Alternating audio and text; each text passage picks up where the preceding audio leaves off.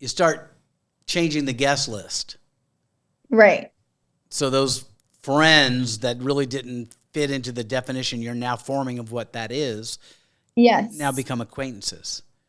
Yeah. And I'm just, like you get to a certain point where like you only have so many hours in the day and you're exhausted from work or you're exhausted from this or whatever. And then what are you choosing to do in your free time? And if I'm And with whom? Yeah, and with who? I've never said whom before. I'm Do not people sure I'm actually using say it correctly. whom? I just heard my mom. I just heard your grandmother, who's no longer with us, when she'd get a little affected, And with whom? With whom might you be speaking? Ergo. Hence.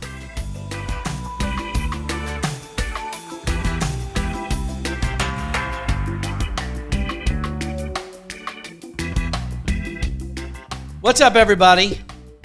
Hope you're good. I'm good. I'm good because I say I am. Whether I feel it or not, I'm just going to say it. I'm good. All is good. If I take the short list of things of whether I'm good or not, I'm good. I'm breathing, heart's beating. I'm here today. I got clothes I stole from a show I can't talk about. Things are looking up for me. And even better because, first of all, this is Bonfire Talks with your boy Mark Walberg. And today, another episode with my favorite guest, my friend, declared by her, but also my daughter, Goldie Walberg is joining me. Walberg and Hot Stuff is our brand. And by the way, we're both Walberg and we both can be Hot Stuff, so you don't know who's which one. That's true. Because sometimes I'm giving Hot Stuff, as the kids say. 100%. Yeah. And sometimes I'm just giving Walberg. And that's okay too. It really is. Both are great. And both are worthy. Thank you. So welcome back to the podcast, Goldie Jane Walberg. Thank you very much. And before we get into deeper shit that I'm sure we'll get into, and I'm not sure where we're going, some things that have happened in my life that you're aware of. I did Access Hollywood. Kaylin, do you know about this? I do. Yeah. I did one episode of Access Daily, not even Access Hollywood, but Access Daily. And they called me to fill in because Mario was on vacation or had something else to do. And so I'm like, I'm down. This is fun. But I hadn't worked in a while. And so obviously in the week it took to ramp up, I got a little in the head about it, like, oh shit. And then when I showed up, it was like Trigger Central. So I show up and I'm in the hallway and they put me in a dressing room, which I hate, all by myself. And they're recording Access Hollywood and other episodes and all this stuff. And I'm kind of feeling like, old and invisible and all that stuff, right? I'm not sure what I'm wearing. I don't really like what I picked and whatever. And then I go out in the hallway and I meet two other hosts who are doing other episodes. One of them is Scott Evans, who's on Access Hollywood all the time. And the other was Jason Kennedy, who you know probably from E! News and also does Access a lot. And so I'm just another one of those guys. And I'm thinking to myself, like, Grandpa Mark just showed up, and here's two hot guys in the hallway, all dressed. And Scott somebody introduced me to him, and he was really, really kind and friendly, but sort of like, I'm not so sure he even saw me. He was like, yeah, hey, great to see you. Oh, really good, and really friendly. Jason, on the other hand, was like with me. He was like, yeah, man, hey, good to see you. And do you play golf? And it was talking about his kids, and we bonded. But it also coincided with the same week where I saw a rough cut of some show I did. And I was watching it with Mom, and Mom was like, oh, you look so fucking great. And, of course, I don't hear anything from her because she loves me. And she said, you look really great. And I said, I look like Joe Biden at the debate. That's what I saw. I literally saw one shot where I'm like talking and then I have to walk off camera. And what I saw was my pants were saggy, like in the butt. And it looked like when I turned, I went, like this and walked off camera. I'm like, this can't air. I'm ruined. And then I saw another episode and I was awesome. So it's going to be fine. I think you need to be kinder to yourself. Yeah. So I'm working on the self-talk thing.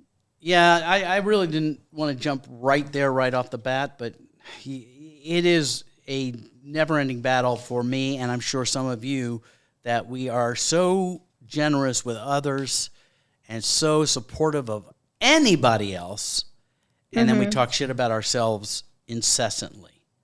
Yes. Incessantly. And it doesn't match what people say about me to me. It's almost like a disrespect I have for anyone else, because they'll say things that are really glowing and beautiful and lovely, and then I go, oh, thank you. But what I'm saying to myself is, I fooled another one, these fucking idiots. They don't know. They don't know how miserable I actually am. Where do you think that stems from? Don't start. Can we keep it light for a little? Yeah, I don't know that I could go quite there. We'll keep it light, because have you seen Please. Nobody Wants It's This? on my sheet. It's on my not notes, because this is the other thing that I'm so into right now. Besides this thing that we're going to talk about, Nobody Wants This. Is that what it is? Nobody Wants This? Mm-hmm. Loved it, binged it. Mom and I watched the whole thing. There's rarely a show that we both like at the same time. I said this morning that I wish that I hadn't seen it yet, so I can just watch it again. It's on my favorite streaming service, Netflix. I think it's on Netflix, isn't it? Did you not know? I can't remember. Are you still on my account illegally? No, because I got kicked off, but every other streaming service. You know, your brother tried to buy a phone today on the account. He paid for it, but he was like, it only makes the bill go up like $9, and I'll send you a check. And I'm like, that doesn't work, dude. Besides the fact that you're 29 and he's 32, and I'm still paying on the family plan for all of your cell phones. There's a whole generation of you that will never pay a cell phone bill until you have children. Yeah, I'm not. That's gonna stay with me. That's how that I'm goes? not. There's no need for me to be paying that. Okay, Nope. Great. Nope. I'll just go fuck myself. Awesome. Yep. Yeah. By the way, those of you thinking about having children, it's like joining a country club. If you can afford it, it's a wonderful ride, but there's very little return on the investment. Come on. Yeah. I love that show on many levels. Obviously being Jewish, a lot of the stuff was fun for me, but the chemistry between the two of them was like remarkably great, wasn't it?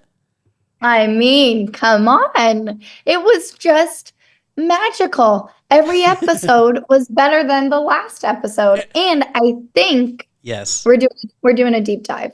I think what was so magical about it, and what is like throwing everybody off, is that it is about a healthy relationship. Oh my God, their conversation with one another, and mostly because the relationships they were in previous weren't this.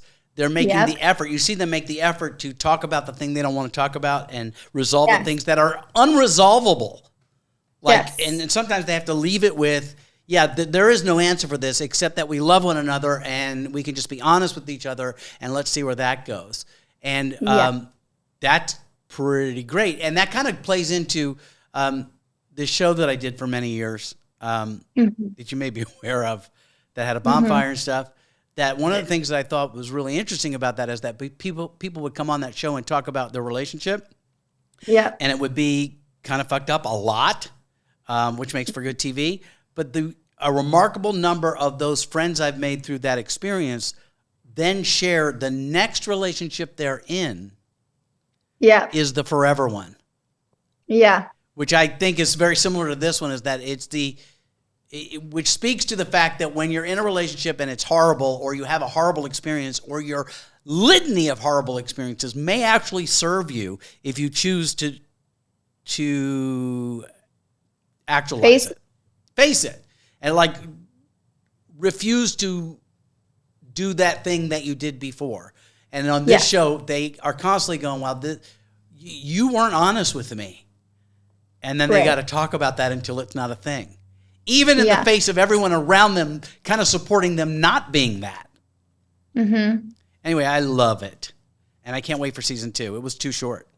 I know it was too short. But it's interesting, like what you were just saying. I think we don't have to get into like all the nitty gritty of like my dating life. It's interesting. Let's not do that.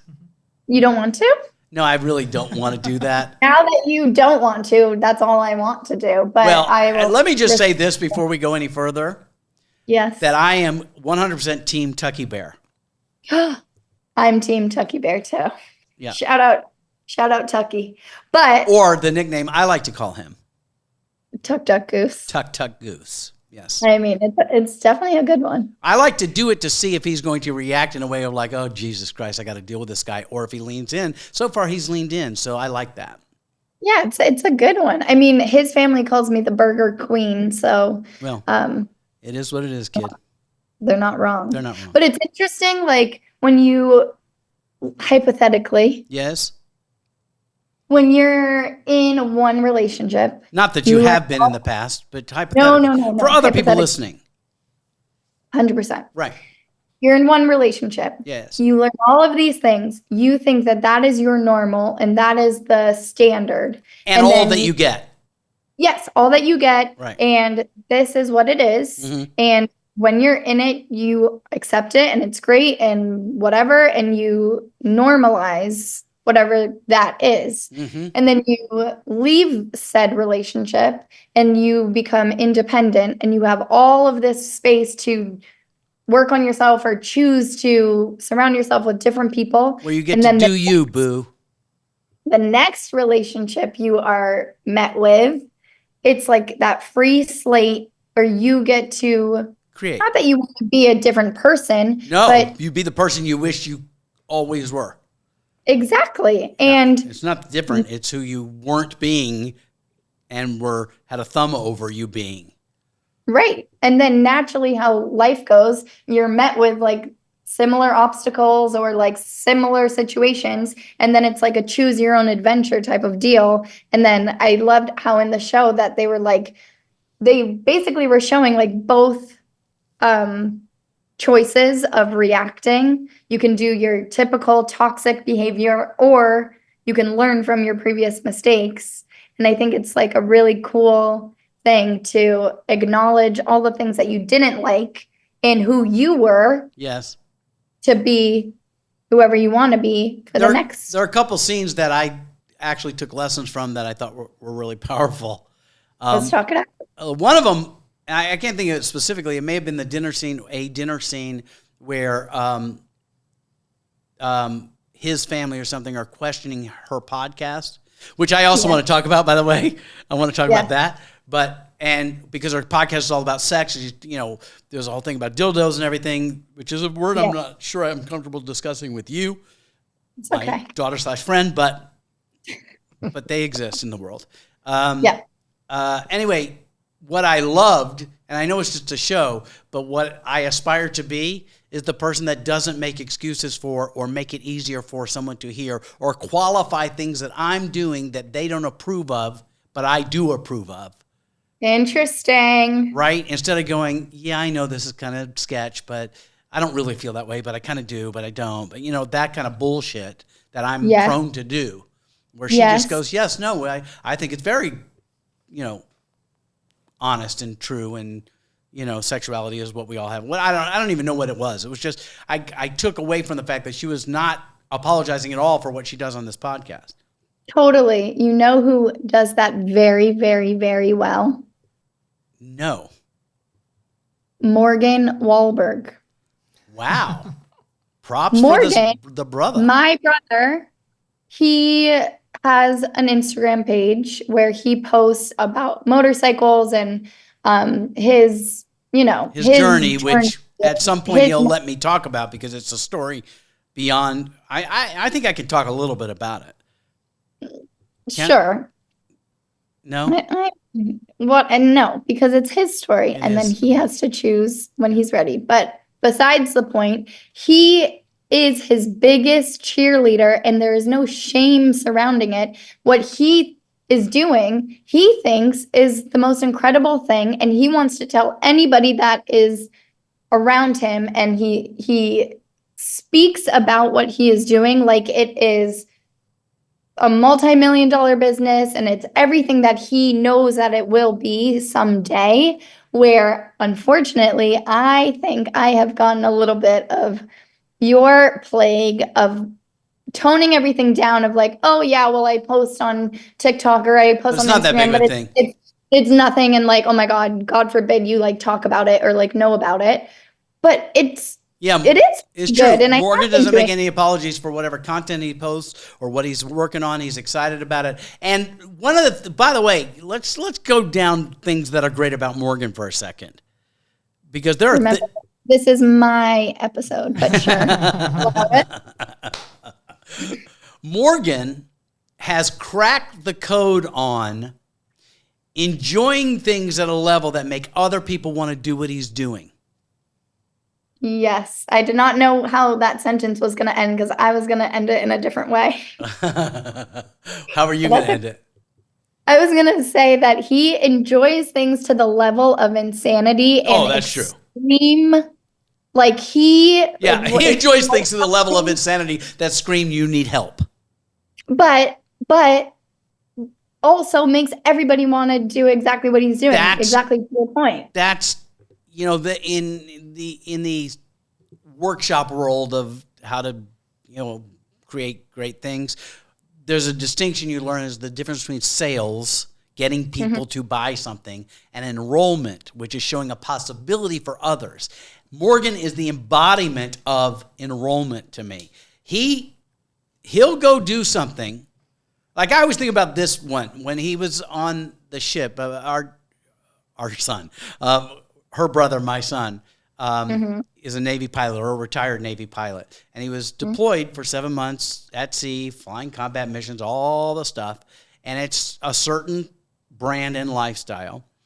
But they have this thing on the ship where they do like a, not a talent show, but like skits. Each squadron does a skit. And what they don't know about Morgan is he has always been, I'm going to be a pilot. That's been like a myopic thing he chose at 7 years old. But he can't help being the son of your mother, who is the child of vaudevillians, and me, who spent a life in show business. So although he says he's not that guy, he knows every show tune. He is that guy. So for their skit, he had the idea of taking a handful of pilots who are not these guys and putting together, they have like a song that's like their drinking song. You know how on Top Gun they do that song around the piano, You've Lost That Love and Feeling, it's a whole thing. Yes. Right. Well, so on the ship, the pilot's song that they all got drunk to and always sang at the top of their lungs was Africa by Toto, So Morgan had an idea that he wanted to do, and he didn't give a fuck if anybody did it with him, which was to put together like a musical production number to Africa. And he had like 5 or 6 guys that said they're down to do it. He sent us a video. It was like 20 pilots doing more choreography than you've done as a ballet teacher, with lifts and like ridiculous changes. Right. And so it made me say that his energy behind it, like his absolute pure joy of, I think this is so fun and funny. People, it wasn't him going to people going, I want to do this. Would you please do this with me? And then begrudgingly do it. It was people being pissed they didn't get included. Like they were coming and showing up and going, I want to do this. And when you see it, it's guys that they don't have that skill set. But I'm going to tell you, did it play? I mean, it was incredible. But you know what? It's making me think of a certain connection that I hadn't thought about until this moment. Are you ready for this? No. If you listen to the other episode that I was on, we were talking about our Florida trip. Yes. And we're going on this big family vacation. Yes. And my mom, I love her. Yes. I love her. We all love her. She's incredible. But she's had, she historically has made all of our family members rehearse a choreographed dance to perform in front of everybody else for no reason, against their will, because she thought it was a great idea or she found a song and she thought it would be amazing. And I didn't put it together that Morgan did the exact same thing on the ship that mom does at every family gathering. But let me just clean that up for Robbie a second. Yes. You're right in that she decides to do it, and she makes people do it because she can't be denied, and they don't want to do it. But after they do it, they're so glad they did. Totally. And it's Morgan's the thing vibe that is we different. remember. Huh? It's always the thing that we remember, and it's always an amazing thing. Which, by the way, she forces me to write. Of course. And she's already talking about it for this trip in Orlando. Oh, I know. Oh, yeah. So she wanted to do something to the song Strike Up the Band. Yeah. Uncle Irving's birthday. Mm-hmm. Of course, I made the mistake of riffing right off the bat. And I said, Uncle Irving's the man. And she's gone. You do yourself. So now I got to write a whole thing, and you'll be getting the email with your parts. No. I'm a wallflower. You're a Walberg flower? Exactly. Yes. Blooming where you want, but not blooming because someone told you to. Amen. Amen. Say it loud. Yeah, dropping bars. Look at us. Yeah. Okay. What else was I looking at here? Access. We talked about that. The other thing I watched. Yes. On Netflix. Yes. I have other subscriptions, by the way. Yeah. But if you're killing the game, you're killing the game. This one, I think, politically can polarize people, but you could not deny the beauty. Will and Harper. Will and Harper. Did you see it yet? I did. Are we going there? Because that's a very interesting topic. Well, let's go. You start. Well, so Will and Harper is Will Ferrell. Wait, can I start actually? Yeah, Before we get into what it actually is. Yes. Because that doesn't matter. No, it doesn't matter at all. No. But we were watching it, and I kept turning to Tucker and saying, my dad does that all the time. Oh my God, why does that sound exactly like my dad? When Will Ferrell is doing all of his silly little Will Ferrell things, did you notice that? No. I thought of Mark DiCarlo. Like, what do you mean? When they were in the car and they were breaking down why that joke was funny. Oh. And like little moments like that, it was like a very... Well, I'll take that as a compliment because I find Will Ferrell even more so after watching this. This is, I guess, what I wanted to say is that I love Will Ferrell. To me is comfort food and a safe place to go when I don't want to be upset by anything. So Robbie always says, "How can you watch the same fucking movie over and it's so stupid?" I'm like, because I'm taking a break from what's going on between my ears, and Will Ferrell is he opens the portal for me to just enjoy that. And you know what's funny about that? What's that?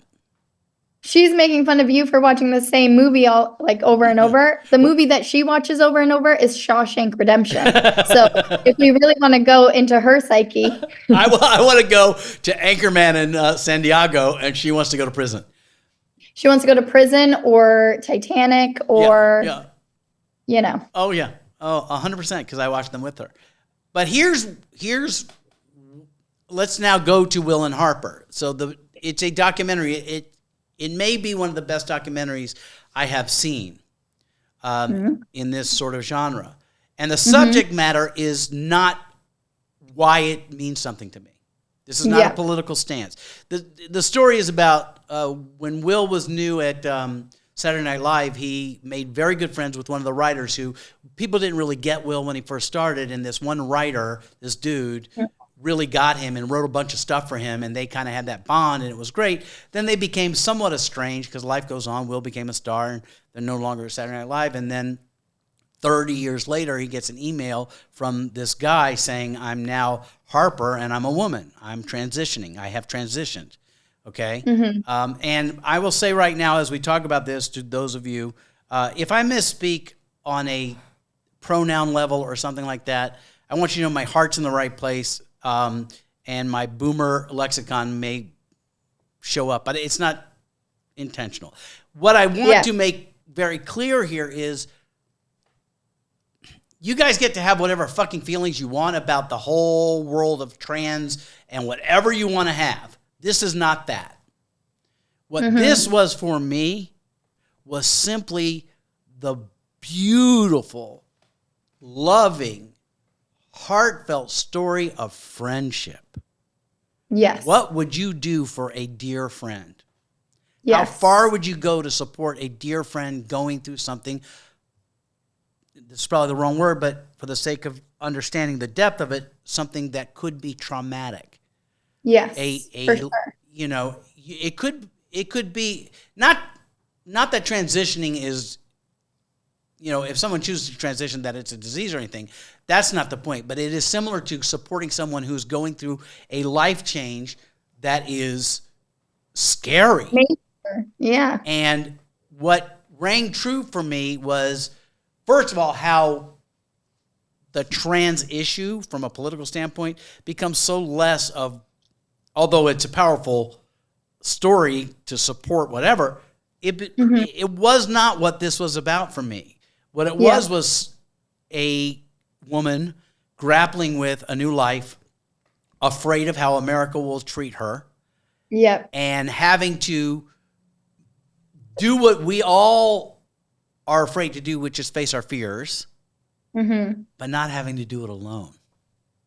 Amen, sister. And I'm just sitting here thinking, like, there are very few people I would do a cross-country road trip with. There's that. At any age ever. Yeah, there's that. And there were a couple things about Will Ferrell. I want to spend more talking about Will Ferrell than the show. Is that I always wrote Will Ferrell off as like one of the funniest guys in the world. I'm not really sure who he is. Like, for real. Yeah. Like, I don't know when it's a bit and when it isn't. And people who've talked about working with him say, you really don't know because he's so committed to the bit. So there are things about him. And I always talk about, he reminds me of Mark DiCarlo because Mark DiCarlo has this, I don't care what you think, I'm committed, which is where true comedy comes from. And so there are scenes where Will's doing things that I'm like, I'm cringing out of my skin when he shows up to a restaurant dressed as Sherlock Holmes and, my God. And they are not buying it, what he's selling or anything. Yes. Really funny. But what really broke my heart in the good way, it broke open my heart is a better way to say it, is his absolute truth and authenticity as a loving, giving, supportive, by any means necessary guy, that he never makes it about him. And even because who he is who he is in the room made everything easier, because whatever you think about his friend, Harper, what she's going through, whatever bias you may have, you're stuck because you love Will Ferrell. So you kind of got to love him, so it made it easier. And then there are times in the movie where she says, look, I need to go in by myself. I can't have the Will Ferrell thing ease this for me. And then you see him waiting outside worried. And it's just a beautiful, loving story of what real friendship looks like. And I highly, highly recommend. 5 stars. 5 stars. I mean, like, would you go on a cross-country road trip with Mark DiCarlo? It made me, I called him after this. You did? And said, I'm transitioning. No, which he said, I know. No, I called him and said, it's been done, but I would so do this with you. I would so road trip, especially because who he is when you say you're going to do this stuff puts me in situations that make me crawl out of my skin, which I've talked about a million times, that when I'm riding with Mark, it's going to put me in a place where I'm going to be embarrassed, because I vibrate there anyway. So the answer is first of all, I could travel with Mark for weeks and that wouldn't be a problem. We would lose our shit, but that's okay too, because we've both seen ourselves do that. But I would absolutely do that. As a matter of fact, he and I have joked about finding some reason to do that. Why do you need a reason? I also could do that with either you or Morgan. Interesting. Yeah, when Morgan and I went to Vegas to see the Dead. Yes. We drove there. Have you talked about that experience? Yeah, we totally did. That was too short. When I'm with either of you just one-on-one, it's delicious for me. Not doting father way, but more in the friend zone way. Like, I think what is unique about our relationship, and I say ours being mine and Morgan's and mine and yours, although and yours and Morgan most of the time, Mm-hmm. is it's a deeper, we have a very, not deep as far as, we have a very layered and not surface relationship. Yes. Like we go there a lot. Yes. And that's what friendship really is a safe place to go there. And Yeah. and I don't take it lightly that that's not something that parents often have with their kids, you know? Yeah. Well, I also feel like we've talked about this too. I feel like the older that I get, the more I go there without even wanting to go there. Like I can't help myself, but to go there. Well, you're in that season of, you're in the same, you know, it's a season that happens right around your late 20s and your 30s where you're like, what does this all mean? You know, and the clock that is ticking starts to be louder. Don't even say that. Well, I'm just saying things become more serious. Yeah. You start to pay attention and you don't just phone in your life. Yeah. And I'm really enjoying watching both of you navigate that. Yours into a place of, you know, which I think you would say your happiest time Yeah. right now. Mm-hmm. And Morgan has gone through some really significant, traumatic, life-changing experiences that I can't share, but it's bigger than you can imagine. Yeah. And so he's also grappling with that stuff and asking those big questions. And, you know, when I talk to other parents, I always say, look, you know, there's a point in your young parenting life where you're like God and you're feeding the computer with all the information you think they need to help them survive. And then later as you go on, you are not listened to at all. And there can be some friction and frustration and pushback.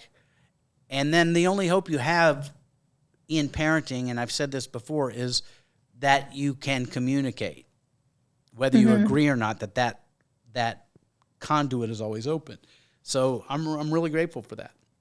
Plus, I didn't have a guest to book, so it's kind of cool that you came on. Because you what? I didn't have a guest to book, so you filled in. So Thank you. I'm honored. Yeah, thanks. I mean, it's good to like, I feel like I maybe at certain points like to talk about things a little bit too much. Yeah, But I mean, you're now in your button. You're okay to push the buttons right now. But it's not even pushing buttons. It's like once you crack open that part of your brain, how can you close it up? You can't go back. You can't go back. And I question everything and I want to talk about everything. And it's the same in my relationship with Tucker. It's the same with my friendships because well, that's when you start kind of you start changing the guest list. Right. So those friends that really didn't fit into the definition you're now forming of what that is, yes, now become acquaintances. Yeah. And I'm just, you know, like you get to a certain point where like you only have so many hours in the day and you're exhausted from work or you're exhausted from this or whatever. And then what are you choosing to do in your free time? And if I'm and with whom? Yeah, and with who? I've never said whom before. I'm not sure I'm using it correctly. Whom? I just heard my mom. I just heard your grandmother, who's no longer with us, when she'd get a little affected, you know. And with whom? With whom might you be speaking? Ergo. Hence. I'm just like, I don't have the energy to talk about your whatever you want to talk about. Like, I need to surround myself with people that are on the same journey. Or further down the road.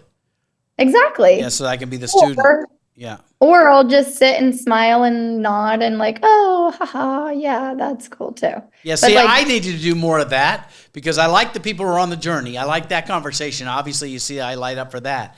And then those who aren't, I'd like to smile and nod instead going, hey, why aren't you on the journey? And let's talk about it. And you're fucked up. Well, I have that problem too. Yeah, well, like you're welcome. I've gotten it. Yeah, you're welcome. From you guys. But I think it's a great thing to have. And I'd rather have it than not have it.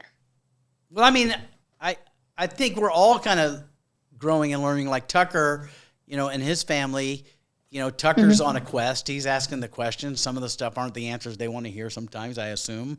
And so it's really interesting to me. The word that comes up a lot is acquiescing. I used to think when I'd see men who are now my age, when I was younger, I used to think that what I was witnessing was maturity in them. When they weren't getting excited and they would kind of sit in their chair and watch their games and stuff like that, I thought that was maturity. And now I've come to believe that thing we call aging and maturity is acquiescing to, I don't care anymore and I'm not going to fight the fight. And settling. Acquiescing, settling, yes. God forbid. Yeah, well, yeah, God forbid. God forbid we just settle and like, oh, okay, well, this is what life is, and this is what my relationship is, and this is what, And how many people in our lives are that? Well, I had a whole spiral. Can we talk about mushrooms on this podcast or no? We've talked about it before. My favorite topic. It's Kaylin's favorite topic. I'm not sure he's not tripping right now. Okay, why didn't you say this earlier? I had a whole spiral when I took mushrooms for the first time about how real love doesn't exist and this whole story that we're all sold, that you meet this one person and then you run off the sunset and blah, blah, blah. It's all fake. And how does Sally from 5th grade meet Joe and they choose to get married and Joe fills everything up for Sally? Joe is like a loser nobody. That's the Prince Charming? No, they've just settled and it's their time in their life where they think that they have to do the thing. That's what I talked to Amanda about. Remember, I had Amanda on and I was saying the future tripping that she said the future tripping. And I said, I think that this is like, I'm now hearing myself sound like Paul Rudd on Anchorman, where 90% of the time it works. 60% of the time it works all the time. I think 90% of relationships are vibrating on a 70 to 80% checklist. That's a B. So lucky. Yeah, if you're lucky. So, C's get degrees, that kind of vibe in relationship. You'll fight tooth and nail for the food you want for dinner, hold the sauce. Mm-hmm. But in your relationship, you're like, a C+, I can get through this with a C+. Totally. Yeah. But then I will say on the other hand of that, and I think this also plays depending on where you're at in life and your age and whatever, I think sometimes now, especially with women, we have this checklist and these boxes. And if this one person doesn't meet those boxes perfectly, then we cancel them out and then we write them off. Even though, God forbid, they're making boxes about us and we're not checking them, but we're very critical on the other Well, that's side. part of that show. What's the name of it again? Nobody wants this? Nothing against this. Nobody wants this. Is that when he does something, when the guy does something that brings up the ick? Yes. And if the ick shows up, then it's a deal breaker, it's broken. Totally. And then she has to work through that. Exactly. Because you got to love the ick too.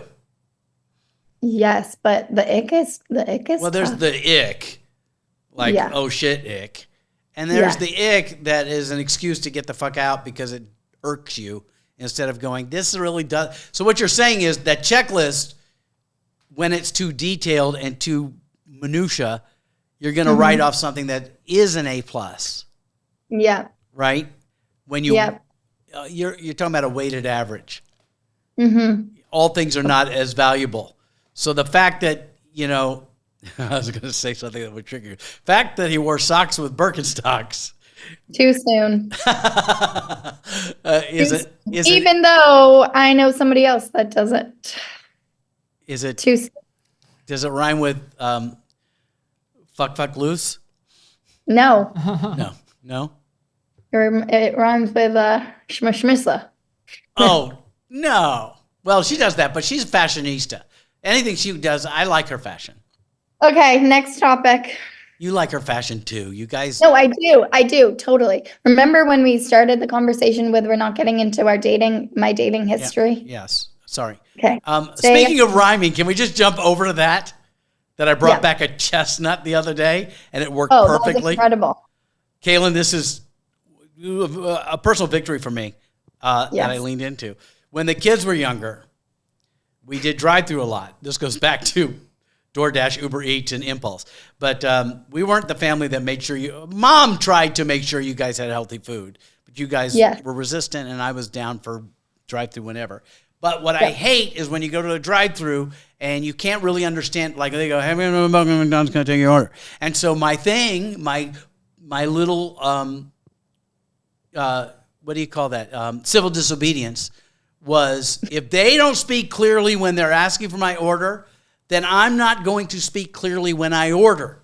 So I will order in rhyme only. And the kids loved it, and I used to do it for them, but I did it the other day while I was on the phone with Goldie and almost had pushback, and I stayed with it. So I was at but it was good, right? It was incredible. And the craziest part is that every time you did do that, the order was perfect. That's right. If I tried to order it regularly, they'd get it wrong. If I did it by rhyming, it worked. So I'll give you an example. I was driving through Carl's Jr. is the classic. And so the order would be a famous star with cheese with the root beer. Mm-hmm. And I order a shameless scar with fleas and a poot deer. Yes. And then that's cute until they go, I'm sorry, what did you want to drink? And I have to lean in and go, a poot deer, please. And they go, okay, great. And then at the end, I usually go, they go, all right, well, that's your order. It'll be $8.95. See you the next one. And I go, fuck you. That one was, I got a little nervous with that. Yeah, I didn't want them to think I was being mean to them, but I had to commit to the bit on a Will Ferrell level. It was incredible. Yeah, so I think I'm going to do it some more. I'm going to, please, see how far I can go with the poot deer. I think is not the greatest rhyme. I could have done better with that. It's not bad though. Yeah, I mean, whatever. It's really not, but I really could go for a famous star with cheese right now. A shameless scar with fleas. Oh, excuse me. I don't know what I do for fries. I don't know. Well, for a while you did girly thighs. Oh, right. That's right. Girly thighs instead of curly fries. That's right. Shameless scar with fleas with girly thighs and a poot deer. I mean. Fuck you very much. Yeah. It's a good one. We have to go, maybe one episode we can talk about all the little bits that you like to do. Like, what's that song that we used to sing and you thought it was saying, slap the eyeballs out of my face? Yeah, there's that one. That's a good one. Yeah. We got to explore all of our bits. All right, well, next time. So there you go. Thank you, Goldie. That's it? So soon? I think so. All right. I feel like if we go down another road, it's going to be another half hour of going down that road. And I think, what's the phrase? Leave them wanting more. Amen. Amen, sister.